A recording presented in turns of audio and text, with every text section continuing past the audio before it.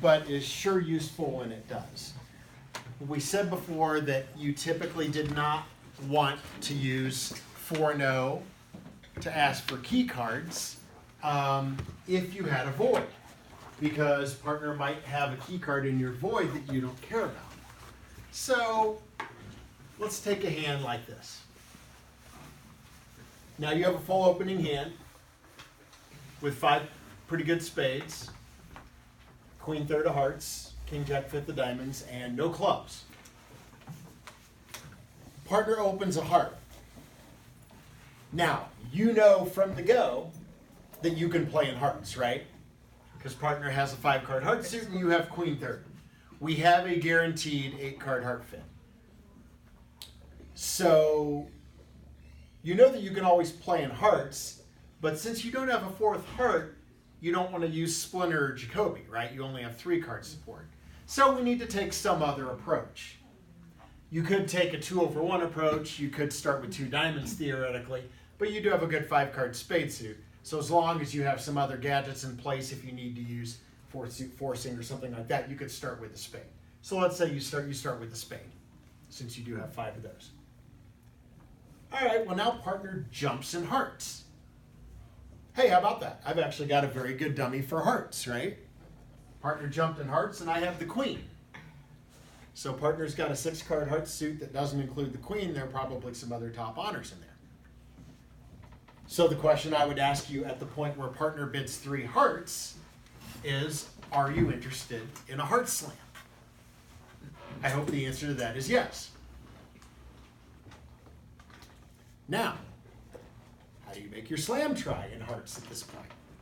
Because remember, partner has jumped in the suit, but you haven't had a chance to show your heart support. I mean, you wouldn't want to bid 4 only hearts, right? Because now partner's going to think you're not interested in slam, and they're going to pass. That'll end the auction.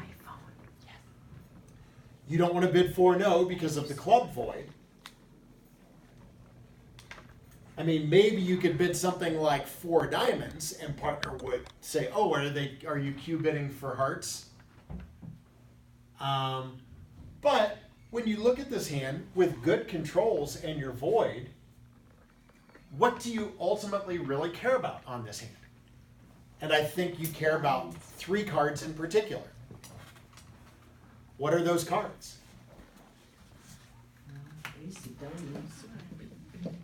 Probably these 3.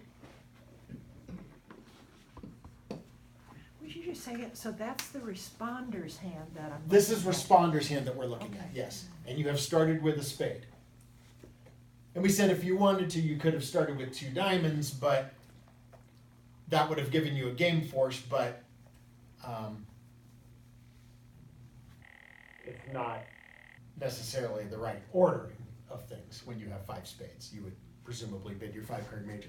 But all of that, to some degree, is moot because you can play in hearts anyhow, right?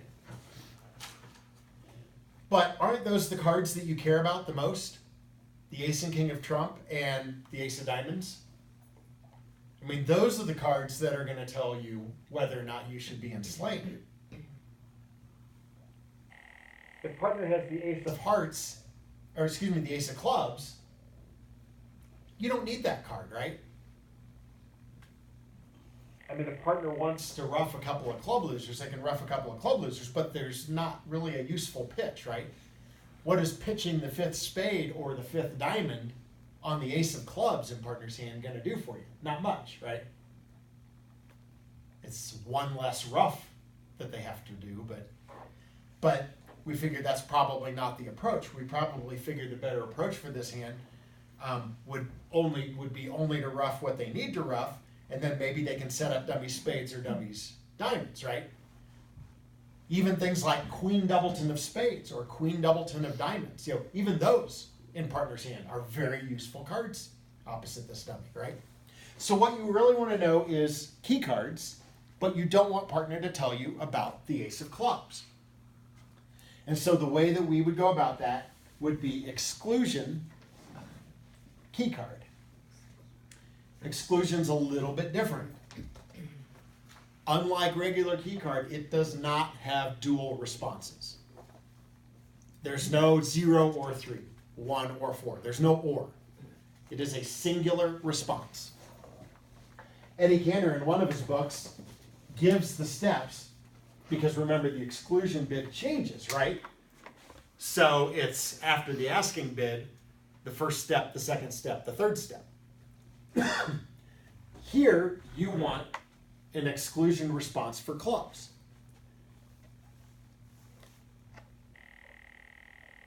Hopefully this is something that if it comes up that you'll remember just because it's such a strange looking bid.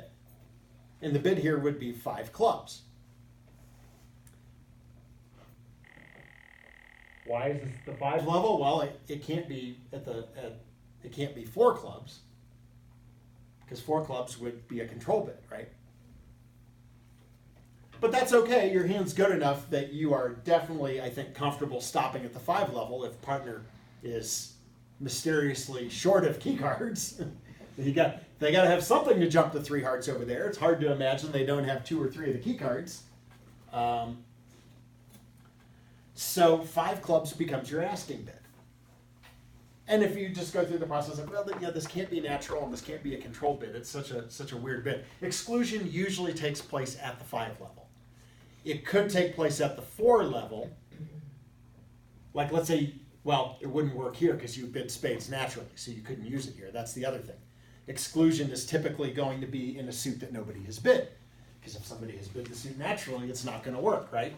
But nobody ever bid clubs, so hopefully it's clear here. And so 5 clubs, ask partner, how many key cards do you have for hearts? And it's got to be for hearts, because that's the suit that partner opened and jump rebid. How many key cards do you have for hearts? And don't count the ace of clubs as one of them. So we're reducing the total by 1 key card anyhow, right? There are no longer 5 key cards. There could only be 4 key cards. That's one of the reasons you don't need dual responses. The other one, and at-Ken-Caryl mentions this in his book, he says, if you're using exclusion and you're missing more than 2 key cards, he says you're a certified madman. You need a pretty good hand to be doing this, because you're flying up to the 5 level, right? You've got to have a key card or 2 yourself, right? To be doing this. You shouldn't find yourself doing this with 0 key cards. So these are the only responses that we need typically. The first step is 0 key cards. The second step is 1. And the third step is 2. In this one, aren't you missing 3? Ace, king of hearts, and ace of diamonds? Yeah, so responder only has 1 key card. Yes. You are missing 3. But you do have the queen of trump. And you've got really a very good dummy opposite. Remember, partner jump rebid hurts you, right? So this is going to be in the vicinity of 16 points. But how would your partner answer if he has 3? How would the opener answer? Okay. Oh, well, Well, he can't answer the fourth one because you're not asking him about the clubs, so it's only 3. I guess if we had a 4th step. Oh, so partner had ace king of hearts and ace of diamonds. Ace of Yeah. trump and ace of diamonds. Yeah, maybe this isn't. I just threw this out there. Yes, I guess if we had 3, that's where we would go, because they are not dual responses. And maybe this is a better thing to do for this example. We'll go ahead and give you a second key card. Yeah. Now, if partner has the ace of hearts and the ace of diamonds, you might be interested in a grand. And in that case, you would want to ask for the queen, because you're not looking at the queen, right? Partner probably has it. Theoretically, after a response, so let's see, so 5 diamonds would be 0, 5 hearts would be 1, and then 5 spades would be 2, right? So theoretically, if you wanted to try for a grand, anything you bid other than 6 hearts would ask for the queen. Theoretically, right? Or you could just put it in 6 hearts and call it good. You're forced to 6 hearts here anyhow. So the example, asking for the queen is 5 no? So you could, I think you could use 5 no. You could use the next step. That would work here.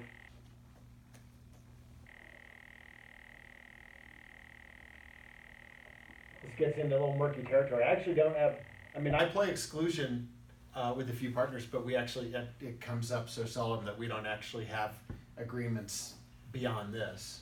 So when you're doing the So- steps, you can actually mention the hearts as one of the steps, even though it's your suit. Yes. Okay.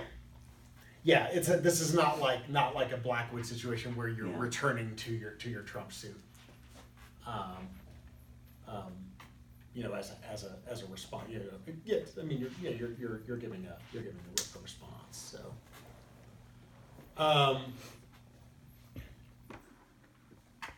Yeah, it's a little strange, but it's.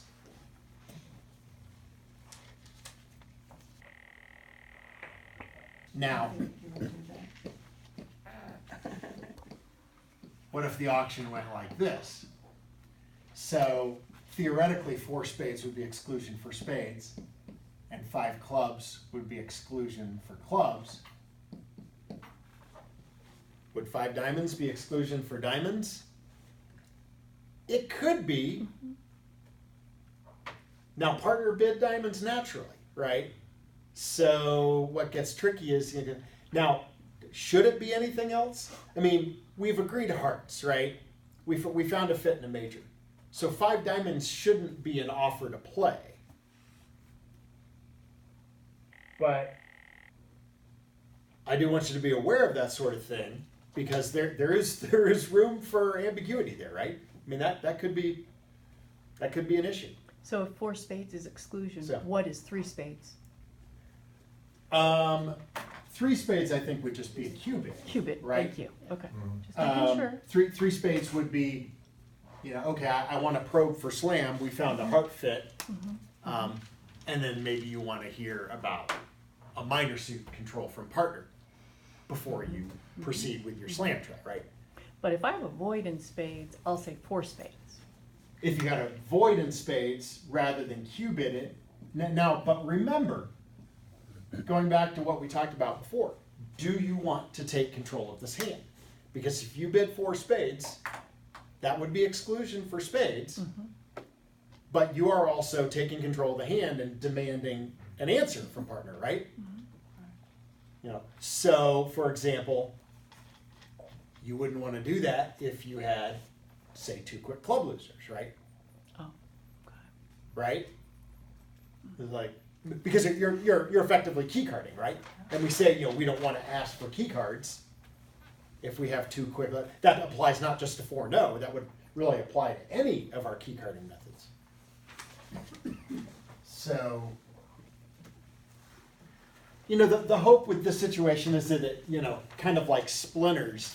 It's such an unusual bid that hopefully we can recognize it when it comes up. Yeah. But It'll be like, oh, I know what that is. What the hell's that? How can I get it back in your hand? but again, the process that we want you to go through here, if you see a bid like 4 spades, is say, well, partner never bid spades before. We found a heart fit. Spades couldn't serve much purpose as a natural bid. If partner wanted a Q bid, they had 3 spades available. And oh, by the way, 4 spades already carried us past 4 hearts. Why would partner carry us so willingly past game in our trump suit? Well, the only explanation is partner has to have pretty strong slam interest to do that, right? So hopefully if you can kind of follow that deductive process, you'll realize, well, Still playing.